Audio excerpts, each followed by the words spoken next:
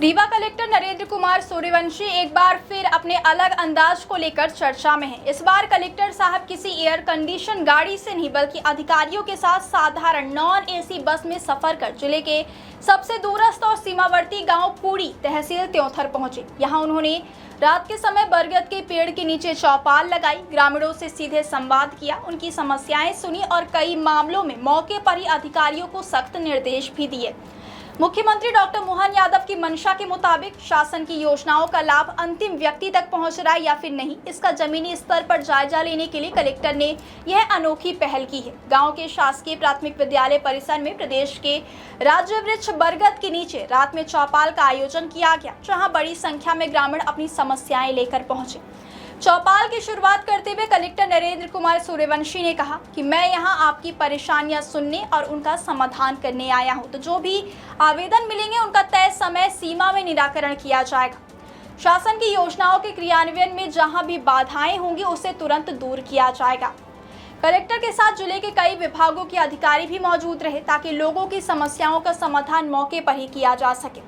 चौपाल के दौरान गांव की जागरूक बेटी दिव्या सिंह ने जो बात कही उसने सभी का ध्यान अपनी ओर खींच लिया। दिव्या ने कहा कि आज़ादी के बाद पहली बार हमारे गांव में कोई कलेक्टर आया है। अगर अधिकारी इसी तरह गांवों का दौरा करते रहे तो व्यवस्थाएं और बेहतर होंगी, लोगों को योजनाओं का पूरा लाभ मिलेगा और ग्रामीणों की समस्याएं समय पर हल होंगी। इसके बाद कलेक्टर ने गांव के लोगों से सीधा संवाद किया और अलग अलग योजनाओं की जमीनी हकीकत जानी। उन्होंने सबसे पहले स्कूल का निरीक्षण किया। ग्रामीणों ने बताया कि स्कूल में 4 शिक्षक पदस्थ हैं और सभी नियमित रूप से पढ़ाने आते हैं। कलेक्टर ने बच्चों से बातचीत की, उनसे पहाड़े सुने और पढ़ाई की गुणवत्ता का भी परीक्षण किया।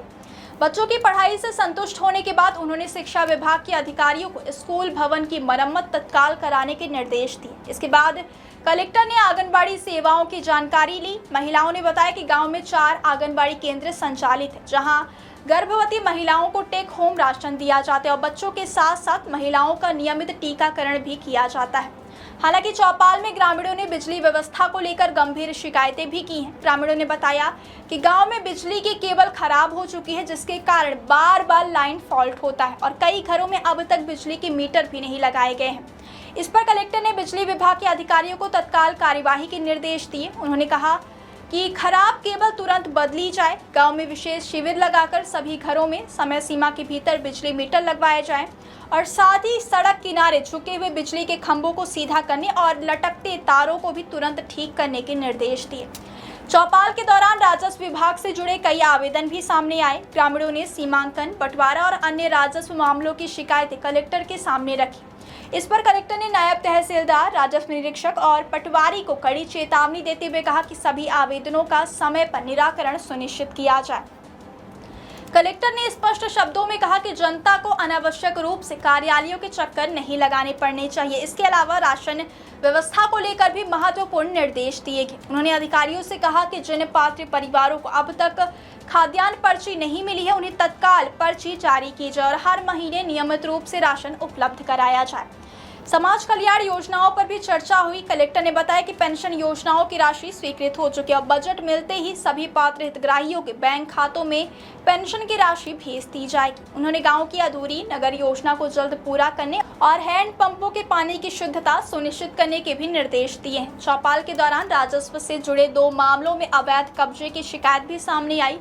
कलेक्टर ने इन मामलों को गंभीरता से लेते हुए एसडीएम और तहसीलदार को तत्काल अवैध कब्जा हटाने के निर्देश दिए। यानी शिकायत पर सिर्फ आश्वासन ही बल्कि मौके पर ही कार्यवाही के आदेश जारी कर दिए गए। चौपाल में कई हितग्राहियों को शासन की योजनाओं का लाभ भी दिया गया। करीब 20 ग्रामीणों को जाति प्रमाण पत्र वितरित किए गए, जबकि 4 पात्र हितग्राहियों को पेंशन राशि भी सौंपी गई। इस पूरे कार्यक्रम में एसडीएम त्योंथर राकेश कुमार चौरसिया, उप संचालक सामाजिक न्याय अनिल दुबे, जिला कार्यक्रम अधिकारी महिला एवं बाल विकास नयन सिंह, जिला आपूर्ति अधिकारी कमलेश तांडीकर, जनपद सीईओ प्रवीण बसोड़ सहित जिले और विकास खंड स्तर के कई अधिकारी मौजूद रहे। ग्रामीणों की बड़ी संख्या में मौजूदगी और सीधे संवाद के बीच हुई यह चौपाल एक बार फिर यह संदेश देकर गई कि जब प्रशासन गांव तक पहुंचता है तो समस्याओं का समाधान भी तेजी से होता है और लोगों को शासन पर भरोसा भी मजबूत होता है।